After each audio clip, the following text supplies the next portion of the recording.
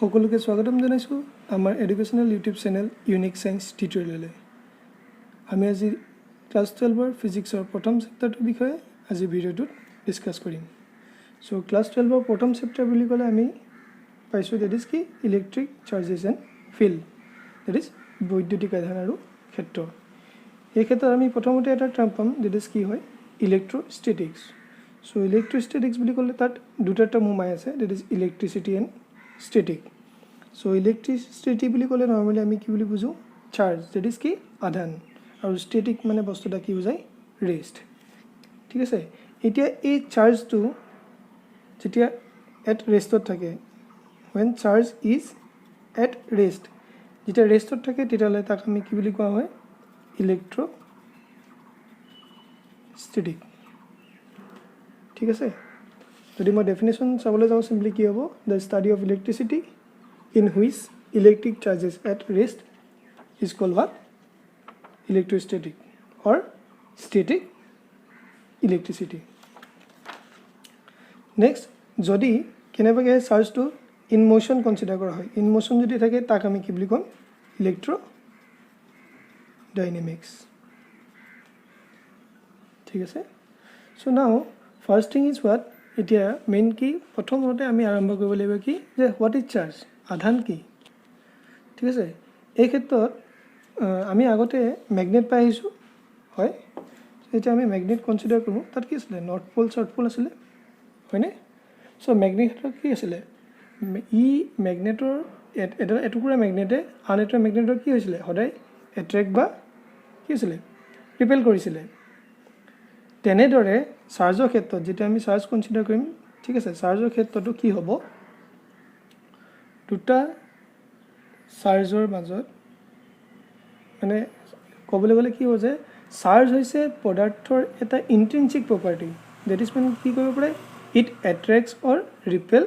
আদাৰ বডি ই বেলেগ এটা বডিক এট্ৰেক্ট বা কি হ'ব ৰিপেল কৰিব পাৰে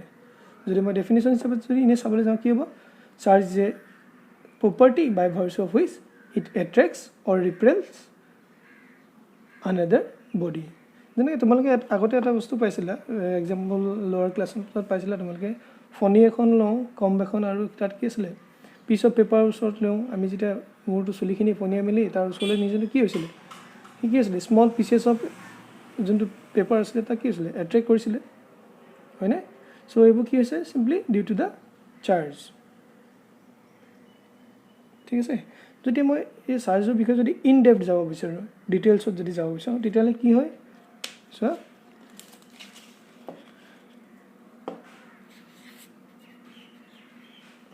আমি কি কৈছোঁ all the substances are made up of small particle তাক আমি কি বুলি কওঁ চিম্পলি এটম এতিয়া এটম বুলি ক'লে তাত আমাৰ নৰ্মেলি কি হয় এটমত কি থাকিব নিউট্ৰন প্ৰটন কি ইলেক্ট্ৰন হয়নে এতিয়া কি হয় এই নিউট্ৰন প্ৰটন আৰু ইলেক্ট্ৰনবোৰৰ মাজত সদায় কি থাকিব এটা দে এক্সাৰ্টছ কি গ্ৰেভিটেশ্যনেল ফ'ৰ্চ অন ইচ আদাৰ তেহেঁতৰ মাজত এটা কি থাকিব সদায় গ্ৰেভিটেশ্যনেল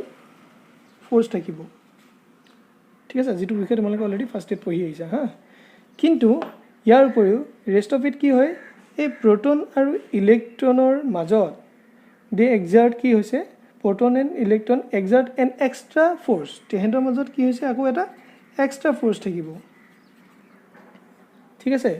হুইচ ইজ কি হ'ব যিটো সেই এক্সট্ৰা ফ'ৰ্চটো কিন্তু কি হ'ব which is quite larger than that of কি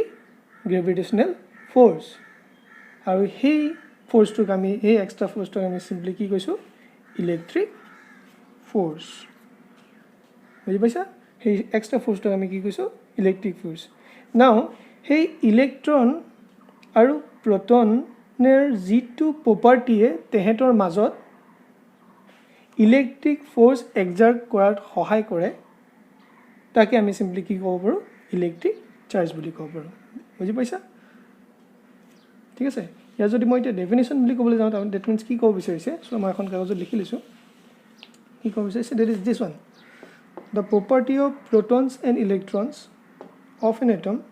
due to which it exert an electric force between them is called what electric charge so already charge unit আমি কি কৈছো কুলম ইয়াৰ ডেফিনেশ্যন আমি পিছলৈ আমি পাম ভালকৈ ঠিক আছে 1 কুলমৰ ডেফিনেশ্যন পাম জাষ্ট এতিয়াৰ কাৰণে তোমালোকে মনত ৰাখিবা ঠিক আছে চ' কুলম হ'লে আমি কি হ'ব বুজাম সদায় ইলেক্ট্ৰিক চাৰ্জ এটা সদায় কি হ'ব স্কেলাৰ কোৱান্টিটি স্কেলাৰ ৰাখি ভেক্টৰ ৰাখি তোমালোকে পাই আহিছা চ' 1 কুলম হ'লে কি হয় চিম্পলি 1 কুলম মানে কিমানটা ইলেক্ট্ৰন থাকে 625 × 10⁻16 নম্বৰ অফ ইলেক্ট্ৰনছ তাকে যদি চাৰ্জ অন 1 ইলেক্ট্ৰন বুলি কওঁ তেতিয়া কি হ'ব ডিভাইড কৰি দিলে চিম্পলি কি হ'ব চাৰ্জ অফ 1 ইলেক্ট্ৰন হ'লে কি হয় 1.6 × 10⁻90 কুলম এইবোৰ তোমালোক ফিজিক্স কেমিষ্ট্ৰি দুইটাতে পাই আহিছা ঠিক আছে এতিয়া চোৱা এতিয়া যদি আমি নিউক্লিয়াছ এটা কনসিডাৰ কৰোঁ নিউক্লিয়াছ বুলি ক'লে নৰ্মেলি তাত কি থাকিব প্ৰটন এণ্ড নিউট্ৰন হয় আৰু এই নিউট্ৰন মানে কি হ'ব নিউট্ৰেল আৰু প্ৰটনটো সদায় কি হয় পজিটিভ গতিকে এই নিউক্লিয়াছটো সদায় কি বুলি কনসিডাৰ কৰে পজিটিভলি চাৰ্জ বডি হয় আৰু সেই নিউক্লিয়াছৰ চাৰিওফালে সদায় কি থাকে ইলেক্ট্ৰন যিবোৰ ইলেক্ট্ৰন মানে কি নিগেটিভলি চাৰ্জ ঠিক আছে এই ইলেক্ট্ৰনবোৰ কি থাকিব ঘূৰি থাকিব হয়নে ইলেক্ট্ৰন হোৱাট ৰিভলভছ এৰাউণ্ড ইট এতিয়া চোৱা if the number of electrons is equal to the number of protons কি ক'ব বিচাৰিছে if number of electrons is equal to the number of protons in the nucleus সেই ক্ষেত্ৰত আমি তাক কি বুলি ক'ব পাৰোঁ সেই যেতিয়া নাম্বাৰ অফ ইলেক্ট্ৰনৰ প্ৰটন সংখ্যা কি হয় তাক আমি কি বুলি ক'ব পাৰোঁ চিম্পলি নিউট্ৰেল ঠিক আছে এতিয়া আমি যদি কনচিডাৰ কৰোঁ if you consider charge of an electron এতিয়া যদি ইলেক্ট্ৰন এটা চাৰ্জৰ ক্ষেত্ৰত আমি কনচিডাৰ কৰোঁ ইলেক্ট্ৰন বুলি ক'লে আমি কি বুজোঁ ই মাইনাছ ঠিক আছে এতিয়া আৰু প্ৰটন বুলি ক'লে নহ'লে কি বুজায় ই প্লাছ হয় এতিয়া কি হৈছে যদি সিহঁতৰ মেগনিটিউড লওঁ ডেট ইজ ই মেগনিটিউড অলৰেডি মেথছত পাইছে মেগনিটিউড ল'লে কি হয় বস্তুবোৰ পজিটিভ কোৱান্টিটিলৈ কনভাৰ্ট হৈ যায় হয়নে চ' এই ক্ষেত্ৰত কি হৈছে যেতিয়া since magnitude of charge on an proton and electrons are same তেতিয়া কি হৈছে ইয়ে পাইছোঁ সেইকাৰণে কি হৈছে এটম এটা সদায় কি বুলি কৈছে ইলেক্ট্ৰিকেলি নিউট্ৰেল বুলি কৈছে ঠিক আছে কেতিয়াবা তোমালোকক সুধিব পাৰে যে why atom is always electrically neutral সেই ক্ষেত্ৰত আমি কি ক'ব বিচাৰিছোঁ চিম্পলি একদম ইজি মই অলৰেডি বুজাই দিছোঁ তোমালোকক the number of electrons in an atom is equal to the number of protons in the nucleus since magnitude of charge on an proton and electron is same hence atom is what always electrically neutral ঠিক আছে কিন্তু মনত ৰাখা if যদি electron আৰু প্ৰটনৰ সংখ্যাটো proton number যদি same নহয় নট ইকুৱেল টু সেই ক্ষেত্ৰত কি পাম সেই ক্ষেত্ৰত আমি কি পাম sum positive or negative value of কি হ'ব ভেলু অফ চাৰ্জ পাম ঠিক আছে কি কৈছোঁ যদি ইলেক্ট্ৰন আৰু প্ৰটনৰ সংখ্যাটো ইকুৱেল নহয় সেই ক্ষেত্ৰত কিন্তু আমি কি পাম পজিটিভ বা নিগেটিভ কিছুমান চাৰ্জৰ ভেলু পাম মানে কি ক'ব বিচাৰিছে ছাপ'জ এটাত যদি মই -2q কনচিডাৰ কৰিছোঁ এইটো যেনিবা +3q কনচিডাৰ কৰিছোঁ ঠিক আছে তেতিয়াহ'লে কি হ'ব তাৰ ৰিজাল্টেণ্টটো কি হ'ব এটা +q চাৰ্জ পাম একেদৰে +2q চাৰ্জ এটা কনচিডাৰ কৰিছোঁ আৰু এটা চাৰ্জ কনচিডাৰ কৰিছোঁ কি -4q তেনেকৈ চাম কৰিলে কি পাব চিম্পলি -2q এনেকুৱা ধৰণৰ পিছত আমি এটা বস্তু পাম এডিটিভিটি বুলি এটা বস্তু পাম তেতিয়া এই বস্তুটো বুজি পাব ভালকৈ এডিটিভিটি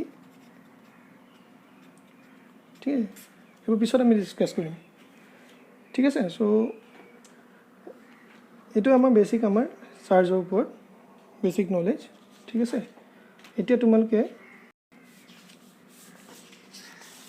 এটা এক্সাম্পল কনচিডাৰ কৰোঁ ছাপ'জ আমি কি কৈছোঁ গ্লাছ ৰড এটা কনচিডাৰ কৰিছোঁ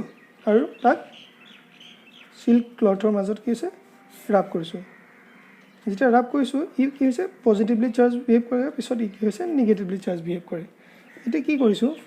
ছাপ'জ এডাল ৰডডাল তাত কি আছে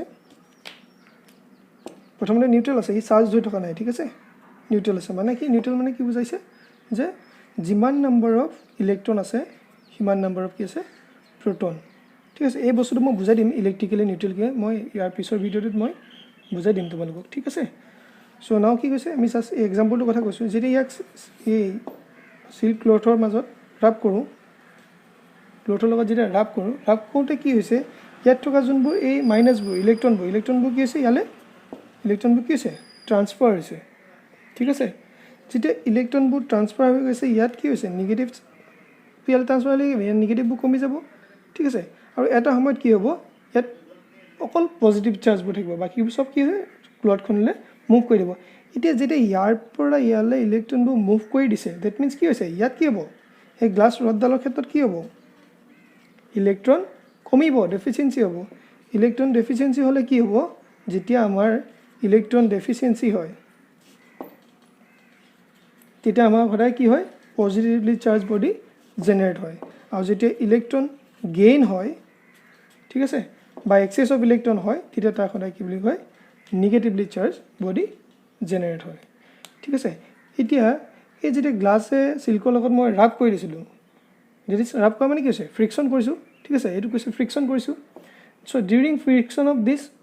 glass rod and silk cloth that is কি ৰাব কৰিছোঁ তেতিয়া কি হ'ব চাৰ্জ প্ৰডিউচ হৈছে হয়নে সো দ্যাট ইজ ওয়াই সেইটো কাৰণতে আমি কি বুলি ক'ব তাক আকৌ কি বুলি ক'ব পাৰি ফ্ৰিকশনেল ইলেক্ট্ৰিচিটি বুলিও ক'ব পাৰি সো ফ্ৰিকশনেল ইলেক্ট্ৰিচিটি বুলি ক'লে ডেফিনেশ্যন কি হয় সিম্পলি চোৱা it is the charge produced due to the frictional between two suitable bodies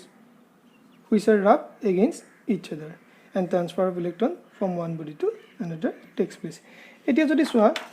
এতিয়াতো আমি চাৰ্জ অলৰেডি ডেফিনেশ্যন পাইছোঁ চাৰ্জ বুলি ক'লে নৰ্মেলি কি হয় দুটা বস্তু আমি জানো যেনে কি পজিটিভ আৰু নিগেটিভ হয়নে ঠিক আছে নাও চাৰ্জ আমি যদি পজিটিভ কনসিডাৰ কৰোঁ ঠিক আছে পজিটিভ যদি কনসিডাৰ কৰোঁ সেই ক্ষেত্ৰত সদায় কি হ'ব কি আছে ডিফাৰেন্ট চাৰ্জ সেম সৰি পজিটিভ মানে কি সেম হ'লে কি হ'ব তেনে মাজত ৰিপালচন হ'ব আৰু ইয়াক আমি কি বুলি ক'ব পাৰোঁ লাইক চাৰ্জেছ বুলি ক'ব পাৰোঁ হয়নে ই কেতিয়াবা কি হ'ব পাৰে নিগেটিভ হ'ব পাৰে নিগেটিভ হ'লেও কি হ'ব লাইক চাৰ্জেছ হ'ব সেই ক্ষেত্ৰতো কি হ'ব লাইক চাৰ্জেছৰ মাজত কি হ'ব ৰিপালচন আৰু ইয়াত যদি কনসিডাৰ কৰোঁ পজিটিভ আৰু নিগেটিভ কনসিডাৰ কৰোঁ তেতিয়া কি আছে আনলাইক চাৰ্জেছ ক্ষেত্ৰত কি হ'ব সদায় এট্ৰেকশ্যন হ'ব হয়নে সো ঠিক আছে এইটো সো সিম্পলি আমি চাৰ্জৰ বিষয়ে আমি এইটো জানো ঠিক আছে এতিয়া কি হৈছে আমি যে ইয়াত এটা বস্তু কনসিডাৰ কৰিলোঁ গ্লাছটো কি হৈছে পজিটিভ ইয়াক সিল্কটো কি নিগেটিভ কনসিডাৰ কৰিছোঁ এতিয়া এই বস্তুটো কেনেকৈ গম পালোঁ তাৰ কাৰণে এটা বস্তু আমি কি পাম আকৌ এটা টাৰ্ম পাম দ্যাট ইজ কি হয় পোলাৰিটি ঠিক আছে সো পোলাৰিটি কি হয় পোলাৰিটি মানে কি হৈছে যিটো প্ৰপাৰ্টিয়ে আমাৰ পজিটিভ আৰু নিগেটিভ চাৰ্জবোৰক ডিফাৰেঞ্চিয়েট কৰে মানে বাছি উলিয়ায় তাকে আমি কি বুলি কওঁ সিম্পলি পোলাৰিটি ক'বলৈ গ'লে কি হ'ব the property which differentiates between the two types of charges is called simply what polarity of charges তো চাৰ্জৰ বিষয়ে আজি আমাৰ এই ভিডিঅ'টোত এই বেসিক কথাখিনি আমি ডিসকাস কৰিছোঁ ঠিক আছে সো ইয়াৰ পিছৰ ভিডিঅ'টোত আমি চাৰ্জৰ বিভিন্ন প্ৰপাৰ্টিজ আছে প্ৰপাৰ্টিজবোৰ বিষয়ে ডিসকাস কৰিম আৰু চাৰ্জৰ বডি এটা চাৰ্জ কৰাৰ বিভিন্ন মেথড আছে that is method of charging বুলি কয় মেথড অফ চাৰ্জিঙৰ বিষয়ে আমি ডিসকাস কৰিম ঠিক আছে সো আজি এই ভিডিঅ'টো কেনে পালে তাৰ বিষয়ে আপোনালোকে কমেন্ট কৰি জনাব আৰু আপোনালোকে যদি সহায় কৰে আমি আগলৈ ভিডিঅ'বোৰ বনাই যাবলৈ সহায় হ'ব আমাৰ যথেষ্ট হেল্প হ'ব ঠিক আছে সো শেষত সকলোকে জনাও যে তোমালোকে কাইন্ডলি আমাৰ চেনেলটো সাবস্ক্ৰাইব কৰি ল'বা আৰু বেল আইকনটোত টাচ কৰিবা যাতে আমাৰ প্ৰতিটো ভিডিঅ' তোমালোকে পাই থাকা and kindly like and share our videos with your friend circle as much as you can do so that everyone get our videos easily so আজিলৈ ইয়াকে কৈ সামৰিছোঁ so next ভিডিঅ'টোত আমি লগ পাই আছোঁ ধন্যবাদ